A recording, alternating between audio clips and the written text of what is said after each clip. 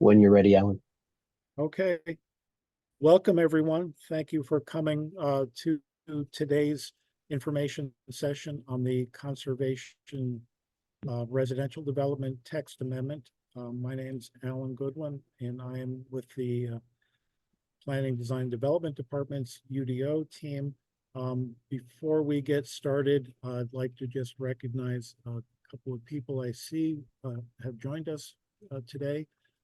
We have the chair of our planning commission, Douglas Welton. We've got a couple of other planning commissioners. Maureen, I'm sorry. Rebecca Weldon. Thank you. And I'm looking Clayton for Seeley. Clayton Seeley, thank you. I'm looking for names. Also, we've got some staff with us today.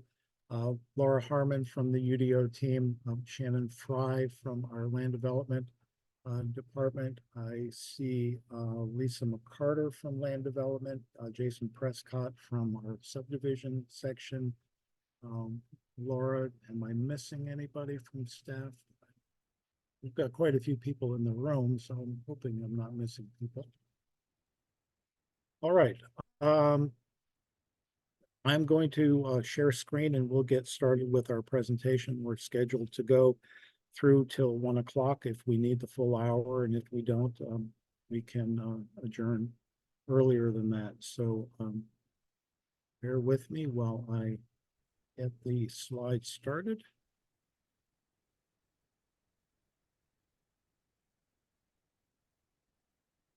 All right. As I said earlier, today is the first of 2 virtual information sessions on a text amendment to the UDO that we have filed on the Conservation Residential Development option. It is rezoning number 2024-043. So the way that this meeting will work is that we will present information on this text amendment. And if you have comments or questions today, you may enter them in the chat feature of Zoom. Hopefully you can find that on your Zoom window. And we will also pause at the end of the presentation to go back through any comments or questions that we received in chat that we haven't responded to in real time, and go back and try to address those. And if we have time, we can open up and have you ask your questions or make your comments using your microphone and do it in person. But as we go along, if you see things that you want to go back to, just put a note in chat and we can go back and talk about that. So the purpose of this session is to focus only on the Conservation Residential Development Text Amendment. And we will receive your feedback and try to address your questions. If you have comments or questions on other elements of the UDO, we're not going to get into that at this session, but you are welcome to contact us, preferably by email. And you can see the email address on the screen. It's charlotteudo@charlotteudo, or rather at charlottenc.gov. Just a little background for those of you who may not know much about the Unified Development Ordinance. It is our primary implementation tool for the adopted Charlotte Future 2040 Comprehensive Plan. It is the tool that we use to implement the adopted policies in the plan. The UDO was adopted by City Council in August of 2022 and became effective in June of 2023. So it has been in effect for less than a year. It's intended to be a living document, meaning that it can be changed and revised as needed through the text amendment process, which is what we're doing here today with this Conservation Residential Development Text Amendment. So if you have never tried to read a text amendment, and when we get toward the end of the presentation, I will show you where you can go if you haven't already found it on the UDO website. You can actually go and download a copy or read it online, a copy of the text amendment. But the way it works is that we change ordinance language through a text amendment by using red line process. So we strike out the parts of the ordinance that we want to eliminate. And you can see an example of that on the upper right.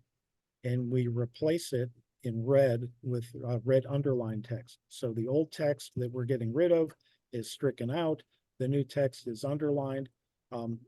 For our text amendment today, we are doing the entire conservation residential development section by striking out completely the old section and replacing it with a brand new section, since there are so many changes. But a lot of times we will just strike out certain words or phrases and replace them. So if that makes sense to you, so it won't, you may not always see an entire section struck through replaced by an entirely new section. Sometimes it's just going to be a few words or numbers or phrases that we strike through. So if you've got any questions about how to read a text amendment, we can get back to that. So before we get started on the text amendment, it's important that you understand what it is that we're amending. It's the conservation residential development option. It's a development option that's available in some of our neighborhood 1 zoning districts, which are our lower density residential zoning districts. It is found in section 4.5A of the UDO. That's in Article 4. And it allows a reduction in the minimum lot size, that is the minimum lot area and the minimum lot width, as well as some of the setbacks, if a certain amount of the development site is reserved as green area, tree save, and common open space. And any of the residential uses that are permitted in that zoning district may be developed under this conservation residential development. It is an option that's available.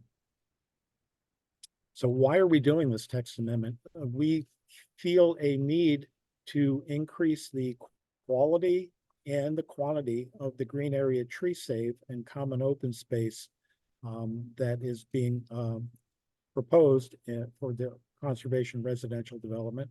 And we also want to increase transitions to adjacent parcels from the development site, as well as enhance our public street requirements. So that's a little bit of background. Now we'll get into the actual text amendment and what will change.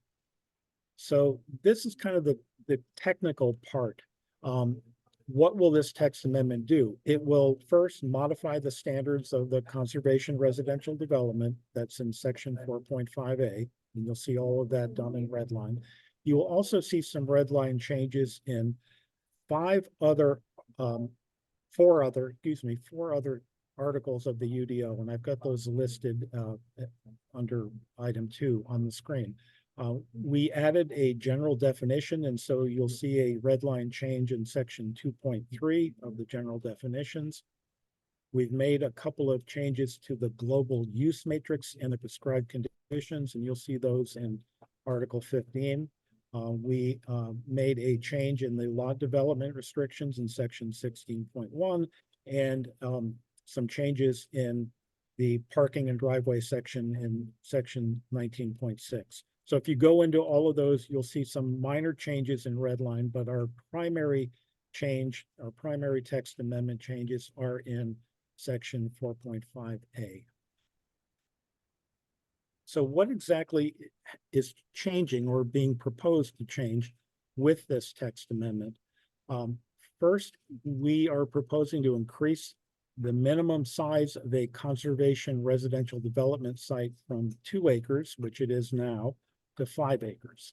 Also, to increase the amount of required green area and common open space from today's standard of 25%, which is typical, to 40% of the site area. So in the text amendment, a conservation residential development would be required to set aside 40% of their site as a combination of green area and common open space. And we removed the N1D district from the list of districts that this option would be available in. Currently, it's available in the zoning districts N1A, B, C, and D, and we are proposing to remove N1D as an option for using this type of development. We have also added purpose and intent statements to the section so that it clarifies what we're trying to do with this development option. I'll read them. The purpose of the conservation residential development standards is to protect open space and/or natural resources and features through alternative development standards.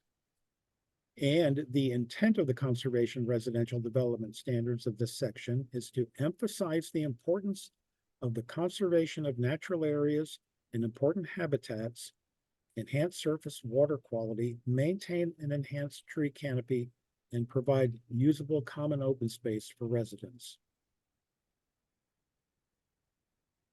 Other changes proposed in the text amendment are a 25-foot landscape yard to buffer the development site from adjacent parcels, to clarify that all lots within the conservation development site must front on a public street, a common open space, or a green area.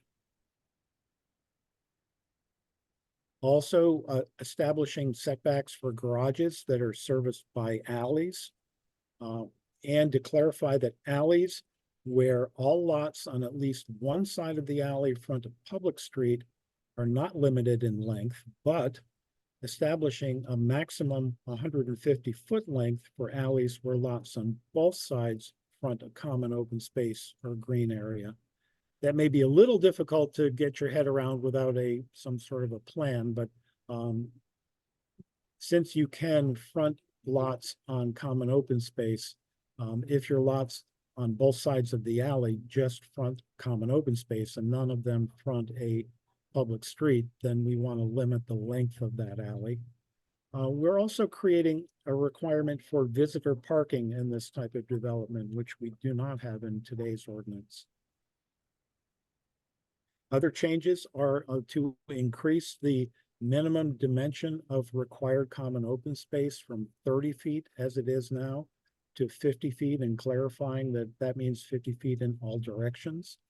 To establish some design and locational requirements for common open space. To introduce tree planting requirements for lots that front onto common open space. And the changes that I'm going through are very general changes to give you a flavor of what they are. If you want to dig into exactly what changes are being proposed, those are found by reading the actual text amendment. So that's a summary of the proposed changes in the text amendment. The schedule for this is on the screen in this timeline. We did file the text amendment on March 25th. We had a meeting of the UDO Advisory Committee to receive their feedback on this text amendment. I think I've got that date wrong. I believe it was March 28th. I put the wrong date on that. We are considering potential changes to the text amendment based on the feedback that we're receiving from our advisory committee and other stakeholders, including you. Today, we have this meeting, and I should mention that we are going to conduct this very same meeting next Tuesday at 6:00 p.m. So you're welcome to attend next Tuesday at 6:00, but we're going to be covering the same material. So if you're here today, you need not come next week unless you really want to.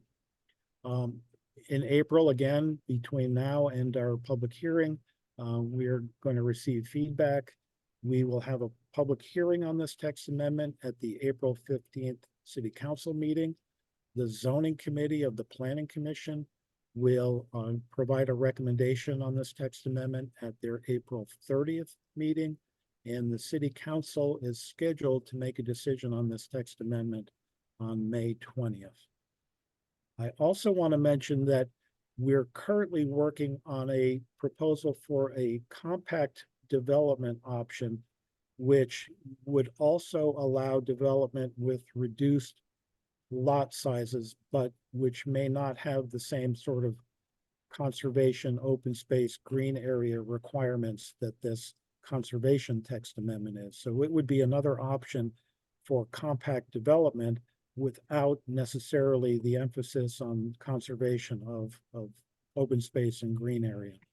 So that is in the works now. We're still in the early stages of developing those standards, but that is out there as an option that's coming. So if this conservation text amendment seems like something that might be of interest, but some of the open space requirements just in green area may seem like they're may not work for whatever you may be contemplating.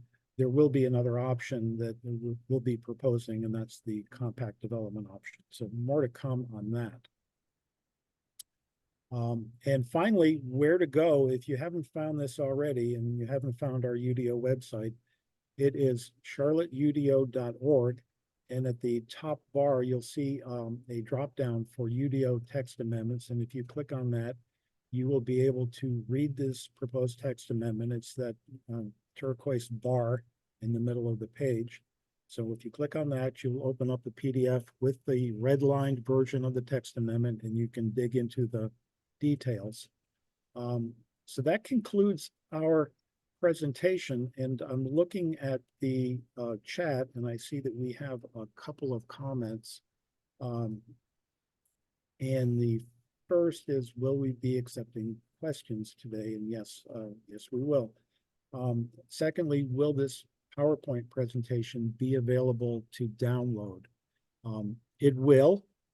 We will have a copy. It'll be won't be in a PowerPoint format. It will be in a PDF, but it will be the same presentation.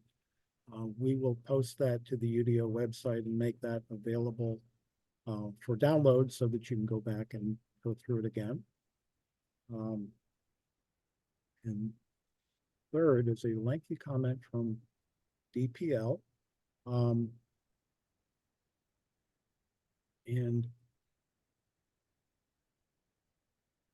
I'm not quite sure I understand the question.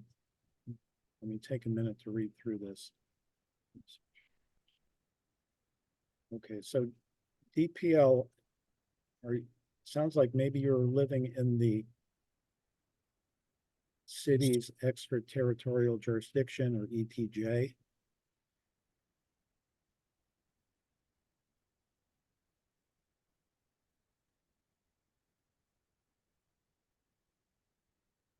Okay, I'm not sure that's something that we can address without doing a little bit more research. So EPL, if you want to reach out to us through email and provide some details on your location, that is something that we can follow up with and get the right staff involved and try to get a response to your comment. But don't know that it has anything to do with our topic today.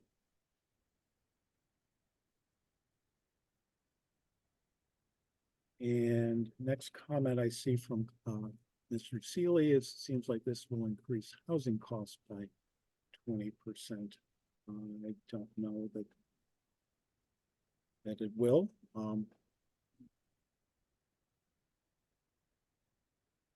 Alan, if I could jump in on that one. Sure. We have been studying the differences between the current regs and the what is in here. And we'll also be studying, that's the reason we're looking at a compact alternative. So we're really trying to balance a number of issues, and one of which I think hopefully folks know that we're really concerned about is housing affordability. But also, this is an alternative to our base standards. So we've seen a lot of people using this, but it is not changing our base standards for these districts. So we're adjusting this alternative, and then we'll be adjusting at putting in, we think in a couple of months, proposing a second alternative for different ways that people can develop sites depending really on the site conditions and their objectives. Thank you, Laura, for that response. Moving, excuse me, moving to the next comment from Mr. Moore. Will duplexes and triplexes still be considered one lot based on this section? Well, nothing will change if duplexes and triplexes are still on a lot, which may or may rather or may not be further divided into sublots for each of the units of a duplex or a triplex. So the maximum number of lots permitted is determined by the gross acreage of the site, exclusive of rights of way, divided by the minimum lot area of the zoning district, and that is true. So sublots are not lots, and so if a duplex or a triplex is part of the development, it will be it will sit on its own lot, and we're not counting the sublots that may be developed as, you know, part of that duplex or triplex. I hope that answers that question, Mr. Moore. If not, please follow up. Excuse me.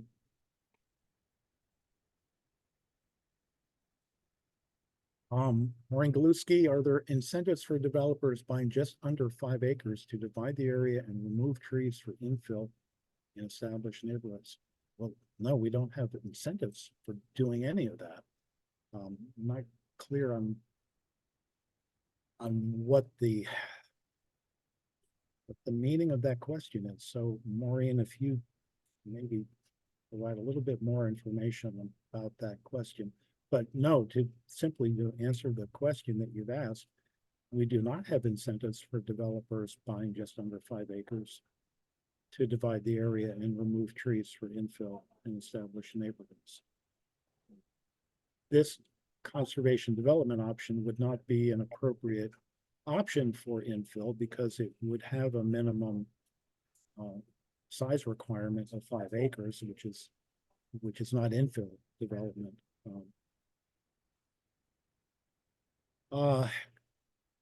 Clara from Hickory Acres community. Will the public be provided information around the compact development option?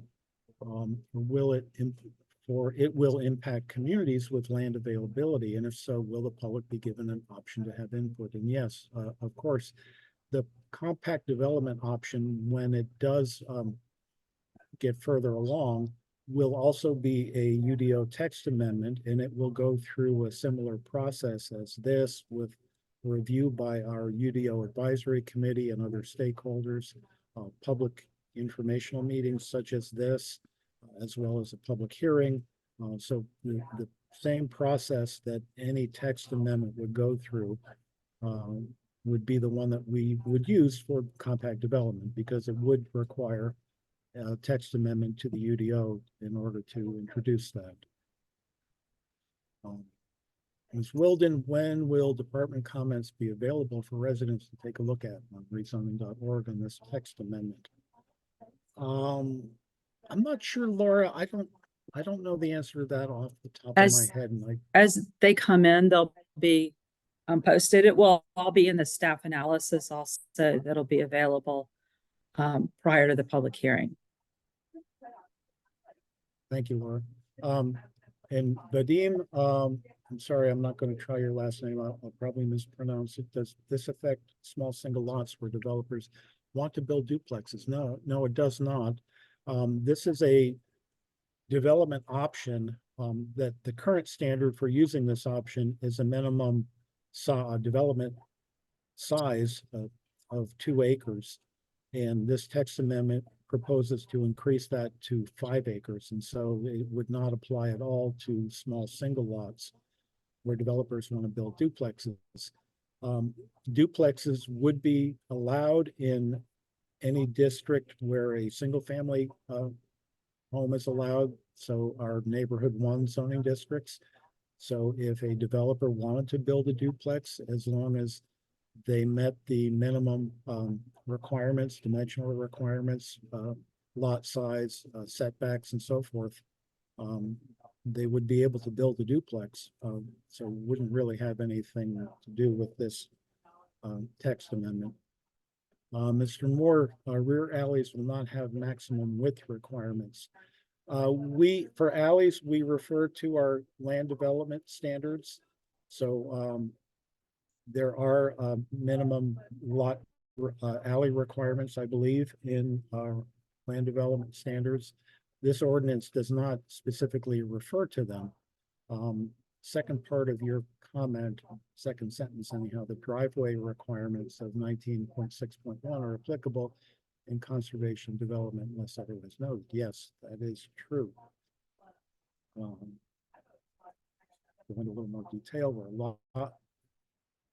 lots of public or network private street minimum front setback should be in accordance with the underlying zoning district. Yes. So I think what you're asking about in the second part of your question, where a lot within the conservation residential development abuts a public or network required private street at the perimeter of the conservation residential development, minimum front end lot width shall be in accordance with the underlying zoning district. So what we're getting at there is we allow lots in a conservation residential development to decrease their lot width by 50% and also to decrease their front setback by 50%. However, if those lots front on a public street or network required private street at the perimeter, what we're saying is we don't want to reduce that lot width or that front setback because we want it to be consistent with the neighborhood that's perhaps across the street or adjacent on the same street. And so we don't, so for internal streets, yes, you can reduce those setbacks or if you're fronting on common open space, but for internal streets, yes, you can do the 50% reduction. But if you're on the perimeter of the conservation residential development site, we want you to use the underlying setback and lot width. So to maintain some consistency with the surrounding neighborhood. So that's the purpose of that. And then the second is where common open space abuts the public network required private street at the perimeter, the minimum front and minimum lot width. So same idea. What we have seen is that we have lots that would front on a public street at the perimeter of conservation development, but they put in a common open space in between the street and the lots. And if that's the case, we also want to maintain those setback and lot width requirements. So, I mean, that's the purpose of that.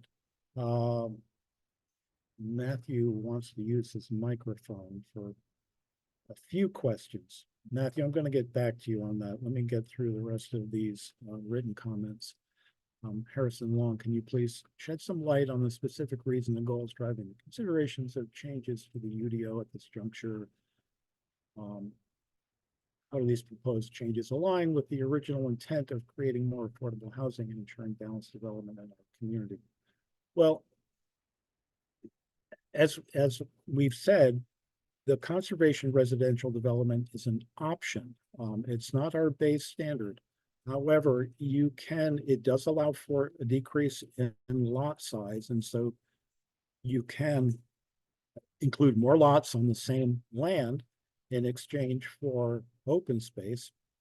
So that may or may not be a net increase in the number of lots versus the underlying zoning district. However, you are now permitted to do duplexes and triplexes in these neighborhoods, which could not be done before. And so that is something that we've done to address the affordability issue. Also, the proposed compact development option that we're working on now would also allow you to reduce lot sizes without the same required amount of green area and common open space, although it will likely have some sort of open space requirement. It won't be as much as this conservation residential development option. And keep in mind, that's why we added those purpose and intent statements, because this is not just something that we're doing because we think that, we want to reduce the lot sizes. We're allowing a reduction in lot sizes in exchange for something because we are either trying to conserve and preserve existing green area open space or increase the amount associated with the development. However, for the upcoming compact development, we would not emphasize the conservation aspect of it. And so you would still have an option for reducing lot sizes, getting more lots onto a site, and that would presumably increase the affordability of those units. Excuse me, I've got a dry throat.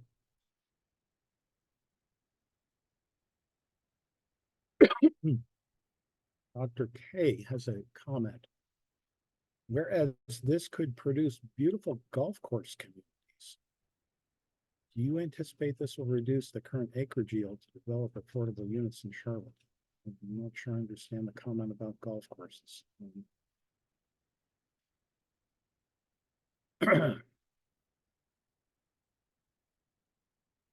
Reduce the current acreage yield to develop affordable units in Charlotte. No, we don't think this will reduce. I don't know. Is there other staff that can help me work through Dr. K's question about current acreage yield? Alan, could we come back to this one when we get to the end and ask Dr. K to Sure. unmute and explain a little bit more? Yep. Thank you, Laura. Eddie Moore again, please explain why required common open space is a minimum frontage of 50 feet on a public street. The common open space is intended to be available and usable for all residents of the development site.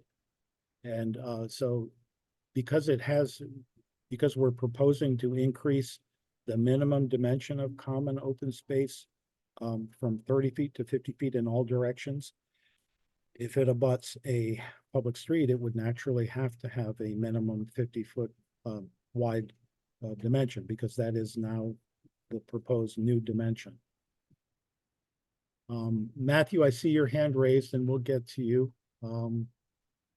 So Eddie, I hope that answers your question as to why we have the 50 feet on the public street. Simply, that's because that's the minimum dimension of the required common open space.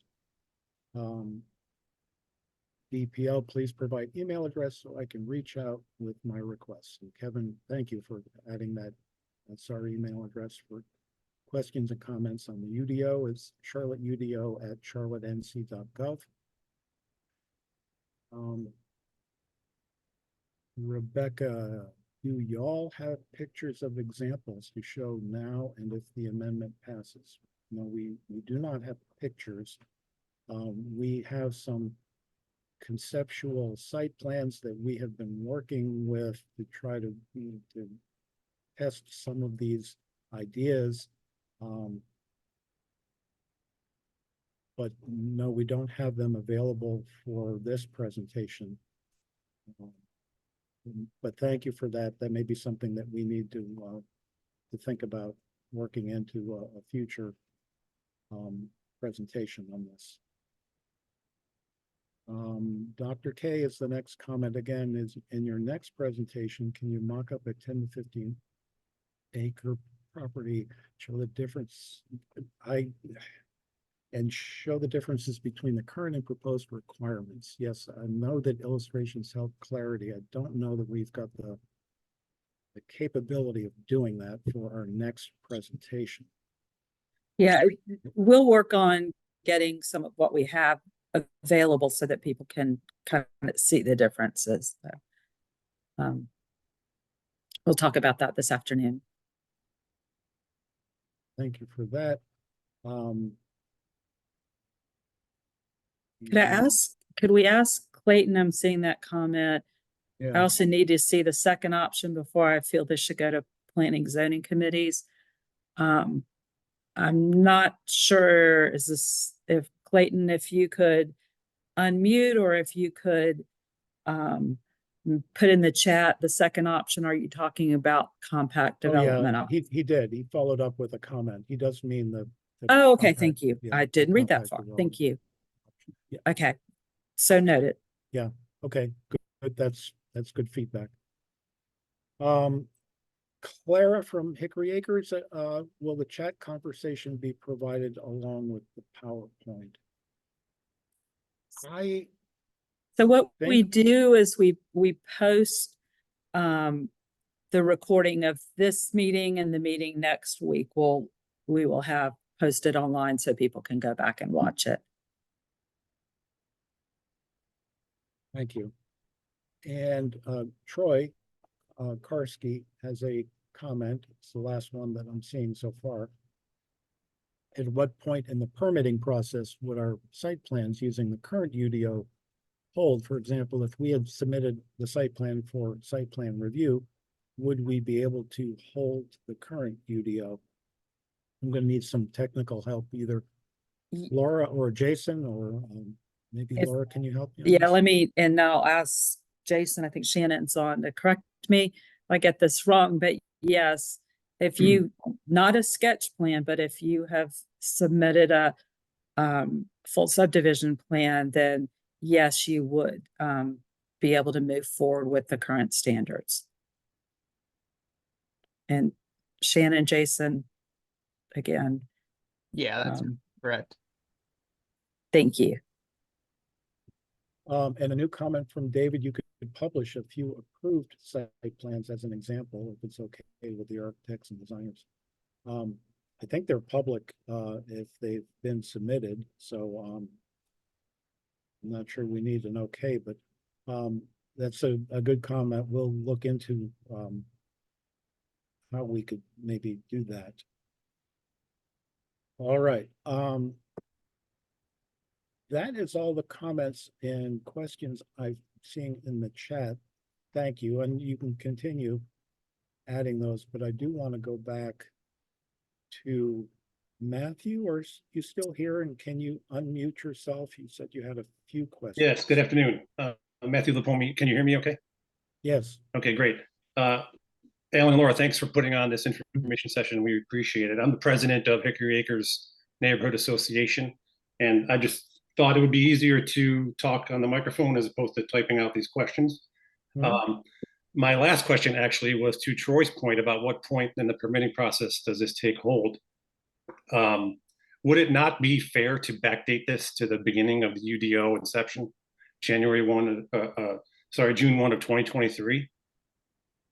As a living document, wouldn't that not be fair to allow these to take effect to plans that are still in permitting and not been approved, anything that's unapproved?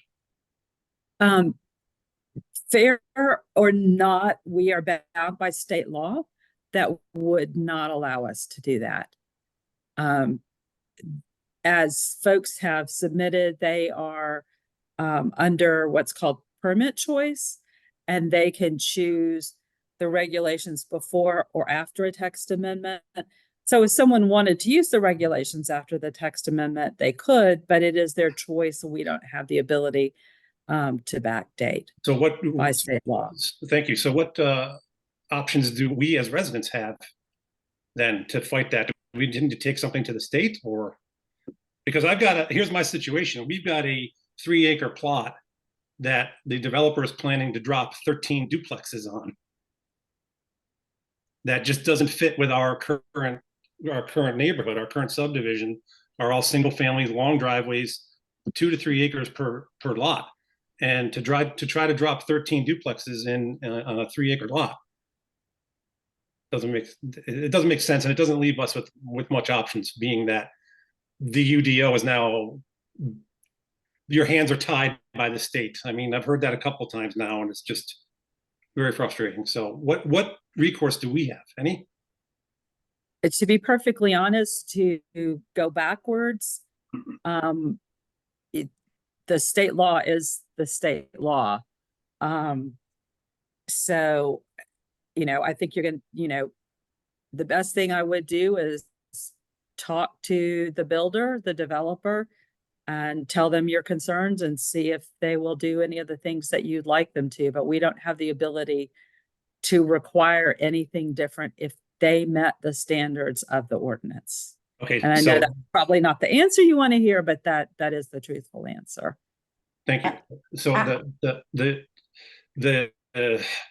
does this amendment rather have any bearing on the fact that they want to try to drop 13 units on a 3-acre lot? Are you talking about single family versus duplex? Or are you talking, this session is about, let me go backwards. It does not impact single family versus duplex. What it does impact is if they are coming in under, if they were coming in under the conservation standards and do not come in before at some point, if this is approved, then they would have to meet new conservation standards, but without knowing the exact site. And we could get with Jason and figure out with you, if you want to contact us, what that site is actually coming in under. Okay, thank you.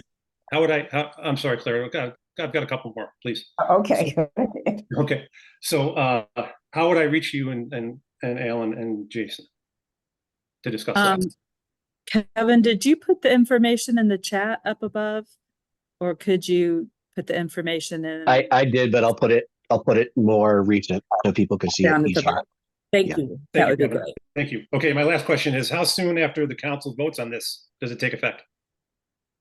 Right away. It would take effect immediately. Okay, thank you very much, folks. This is Clara Hickory Acres. I have a quick question, and Matt alluded to it. If the developer has already submitted, or the person has already submitted plans and has not been approved, it's in a pending status. Will they fall up under the new amendment, text amendment, or would they be considered, lack of a better term, grandfathered because they had a pending application? If The they developer. if they've submitted a full subdivision plan, they could choose whether or not if they use the current regulations in place or the new regulations. So my question is still this: if it's pending, is that a definite that they can go the either or does it have to be approved and go through all of the processes through zoning, DOT, all of that? What makes it a done deal for that developer is what I'm asking. And see, Shannon, who Yeah. runs the Development Center, has unmuted, and I'm going to let her take this one. Claire, let me try. So for projects that are zoned, not going through a rezoning, if the owner or applicant of that property submits their application, and as Laura described, a complete set of construction plans and pays the fees that we have in place for review, then we take them through the review process and see that they've demonstrated compliance, and they proceed with approval to proceed with Okay. what was submitted. And you're right, they are grandfathered because they came in with a complete application, paid the fees before the effective date of the change. Okay. Does that help? It does, but that may give me a little Okay. glimpse of hope, because I'm thinking, I went down along with Elizabeth, and I went down to zoning and then planning and talked with a person. And my question was, when I asked that specific question, is because I was told then that even though you submit the plan and it's going through the process, they have to meet all those, have to go to various departments to be approved. So let's just say someone does do that. The developer does go through the process, already have done it, grandfathered, but they don't meet some of those requirements that is needed. For example, even though the conservation talk says you're requesting in the text amendment 50 feet, going from 30 to 50 feet, Most of our lots in our communities, we set back further than 50 feet. It's on our deeds. So, that's one of the, and that would be a huge concern if that developer would have to align with what's currently in our community, or based on the old system, not necessarily the text amendment. Right. Couple things I want to unpack from your statement. So when we're reviewing these plans, we've got all of the departments who have their applicable requirements, whether that's transportation, trees, subdivision zoning. We're all doing a concurrent review at the same time, making sure that our individual parts of the UDO are being met. The other part that you added was if what's adjacent to the property may have a standard that's higher, more restrictive. There's not anything in the ordinance that allows us to say you must match what's adjoining, or because there are private deed restrictions in place adjacent to that, we, the city, don't have any authority to go above what our minimum is in what we can regulate in the city code in UDO. So oftentimes you do have deed restrictions, which are private, that do go higher and maybe more restrictive, but we, the city, don't have any enforcement authority granted to administer private deed restrictions, only what's in the ordinance. And as we're saying, if this ordinance changes to something that's submitted, that developer choosing to stay with what was approved at the time of their application, they're able to proceed and get approval under those standards. Okay, thank you.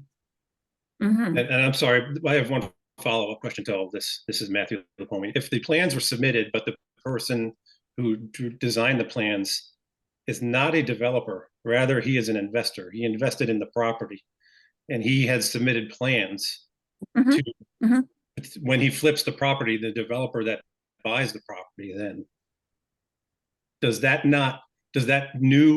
change of possession not qualify for the amendment? I guess I'm not sure how to word that, but no, just because, so the applicant will be holding what is a valid set of approved construction plans. And at that point, selling lots off to other builders, like they're valid and they're in force to be carried forward to be developed.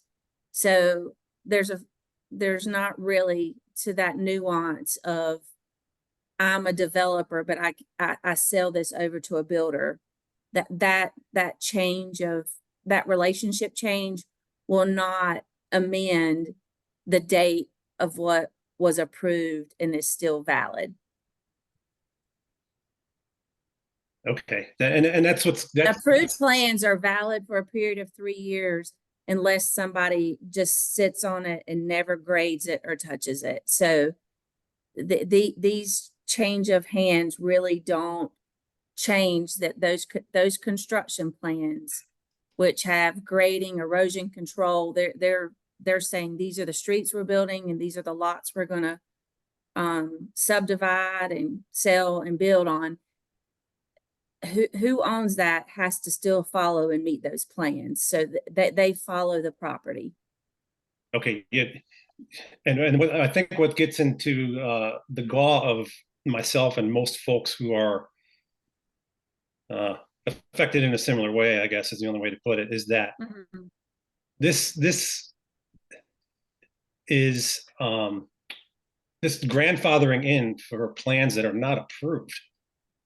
That's just not right. That doesn't make sense. So, and I know I'm just kind of probably preaching to the choir here. It's not going to go anywhere, but it doesn't make sense to allow that for plans that have not been approved. Well, thank you. I have to invert it for you, Matthew, only for the ability to explain the both sides of this, for lack of a better reference, that if I own a piece of property and I keep going back to, I own it and it's zoned, and I can pick up what regulates it for any municipality that I live in. I have first the right to develop the property, and then I'm going to have a design professional, engineer, architect, draw me a set of construction plans. It's not fair to me to expense that money and have someone draw those and a municipality come and say, hey, you've paid for hard engineering of construction plans, but we're going to change the rules and you got to go back and start over. That's what Laura is explaining at permit choice. That the law tells us that I can proceed, or if this is something I want to go to, but it's my discretion to do that. So it's the balance of time and expense and reliance on, I know and can predict what I have to comply with, how long it's going to take to get it, reviewed. Like, it's the predictability that as that applicant, you know how to meet the city's requirements. And we don't have the ability to go back and say, hey, this changed. So you go back to the start line and you scrap, whether you've been in here 1 time, 2 time, 3 time, and you're this close to approval, you go all the way back to the beginning. We're just not in we're not in a place to legally administer it this way. Hi, Shannon. Hi. I'd like to piggyback on the comment that you just made. My name is Mrs. Langley, and I reside in the Palisades community, which is not in the city of Charlotte. We do not get to vote for a mayor. We do not have representation with the city council. But I don't think that it's fair that we have to be subjected to the rules that the city council is making when it comes to these developers that are coming into our communities and changing up the game, so to speak. I personally encountered 2 gentlemen in my backyard in January.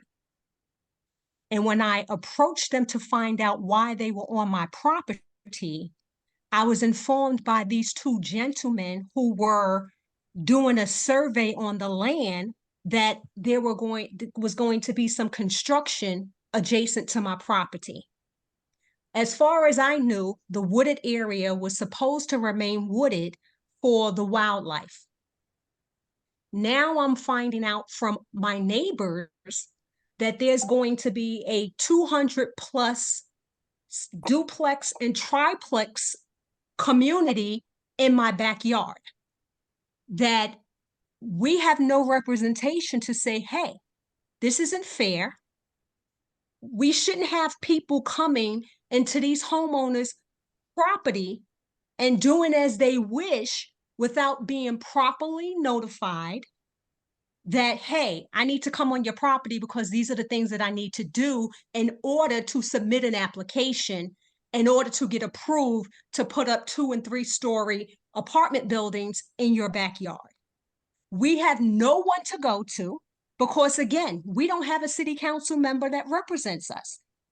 And then when we reach out, I'm being told by the gentleman who was reading my question, oh, I don't know what it is that you're trying to say. I don't think it was convoluted, but he didn't understand what I was trying to say. And this might not even be the right platform for me to express this.